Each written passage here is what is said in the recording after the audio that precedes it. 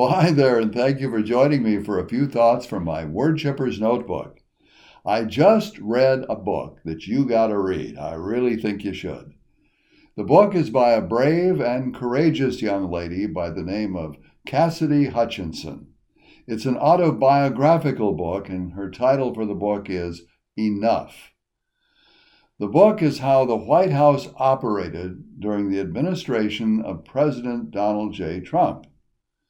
She was born as a cradle Republican in Pennington, New Jersey, and probably still is very much Republican.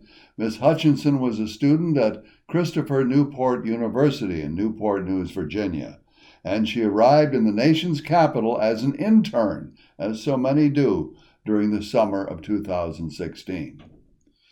She first interned for Republican Senator Ted Cruz of Texas, and in 2017, for the U.S. House of Representatives Republican Whip Steve Scalise. She got to know a lot of big names in Washington.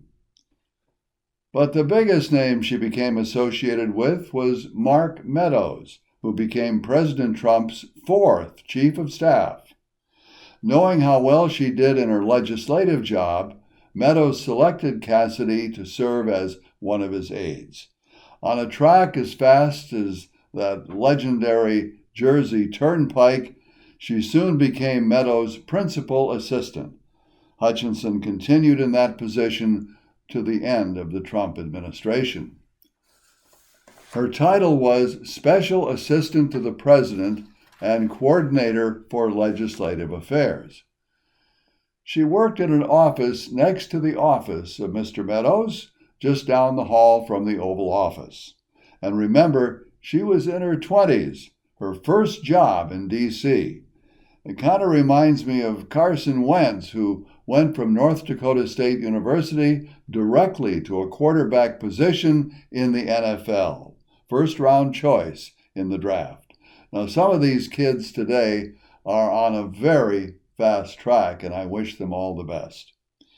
Besides having a seat on Air Force One, Cassidy Hutchinson watched, participated in, and absorbed a lot about the operations of the Trump White House. Her book is an easy-to-read narrative and very compelling. Trust me, it's a page-turner. I read it on my Kindle, but her book is also available, of course, in hardcover, and it's available as an audiobook format with herself as the reader. From what she observed personally, it's no wonder that Representative Liz Cheney wanted her to testify live at the House Select Committee's hearing on the January 6th riots and insurrection attempt at the U.S. Capitol. She was inspired and encouraged to testify by Bob Woodward's book on Alexander Butterfield. Remember Alexander Butterfield? I do, and so does your granddad. He testified before the House Impeachment Committee during the Nixon administration. Butterfield was familiar with the Oval Office taping system that he worked with, and he said, yeah, we got a taping system there, and that inspired transcripts. And then, of course, we went on to the vote for impeachment in the House, but Nixon then was never convicted in the Senate because he resigned. The Woodward book is titled The Last of the President's Men, and Hutchinson tells in her book how, after the hearings were over, she flew out to California, and she met Butterfield in person. She carried his book, The Last of the President's Men, with her throughout much of her ordeal, and used it for some inspiration. If you watched the hearings as I did, you saw her testify in front of not only the committee, but before a nationwide, even a worldwide television audience.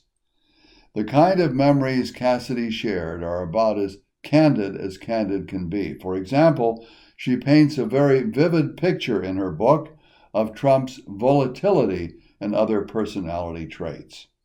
In one incident cited by Hutchinson, the Trump-appointed Attorney General William Barr told the Associated Press that the Justice Department found no evidence of widespread voter fraud in the presidential election. Well, when Trump heard that statement reported by the AP, well, he hit the wall, literally, with dishes. Ms. Hutchinson writes that she heard a loud noise coming from the Oval Office dining room, so she decided to go down there and take a look. She says she found ketchup and food dripping from the wall, and the president was helping his valet clean up the mess from the thrown dishes. During her testimony to the committee, Chairperson Cheney asked her, "Is that the only incident you're aware of where the president threw dishes?" Her response, "It's not." Cassidy Hutchinson's straightforward truthfulness is riveting, to say the least, and as I said, her narrative kept me reading. I highly recommend Cassidy Hutchinson's Enough. Well, thanks for stopping by. If you like what I'm doing here, be sure to hit that like button. And if you don't want to miss any future YouTubers I do, and of course you wouldn't want to do that, be sure to hit the subscribe button. Until next time, keep doing what 87-year-old Michelangelo told us to do. He said, keep learning.